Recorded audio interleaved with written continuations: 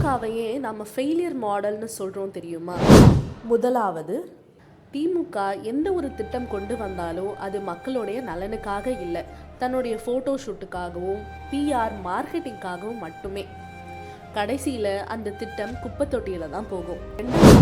2021 மக்களுக்கு நல்லது பண்ணுவோம்னு பல வாக்குறுதிகளை கொடுத்து அதில் ஒன்று கூட நிறைவேற்றாம நல்லதுங்கிறத தன்னுடைய குடும்பத்துக்காக மட்டுமே பண்ணிக்கிட்டாரு திரு மு.க. ஸ்டாலின். மூன்றாவது, கடந்த 50 ஆண்டுகளில் வாங்காத அளவுக்கு கடனை கடந்த 5 ஆண்டுகளில் வாங்கி தமிழ்நாட்டையே கடங்கார நாடாக மாற்றி அமைச்சிருக்காரு மதிப்பிற்குரிய மு.க. ஸ்டாலின்.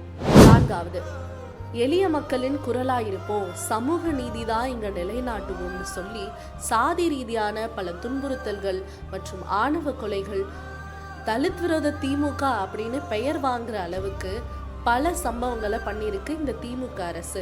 கார்பரேஷன் எடுத்து நடத்த வேண்டிய துறைகளை பிரைவேட் கிட்ட கொடுத்து அவங்க கிட்ட இருந்து சம்பாதிச்சிருக்காங்க. அதற்கு மிகப்பெரிய உதாரணமே தூய்மை பணியாளர்களின் போராட்டம். ஐந்தாவதா, சட்ட ஒழுங்கு சீர்கெட்டு சந்தி சிரிக்கிற நிலைமைக்கு தமிழ்நாட்டை கொண்டு வந்திருக்காங்க.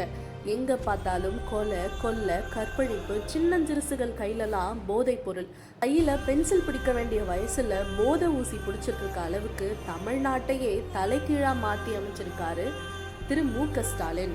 எனவே ஸ்டாலின் சொல்ற மாதிரி இது திராவிட மாடல் இல்லைங்க, இது அக்மார்க் ஃபெயிலியர் மாடல்.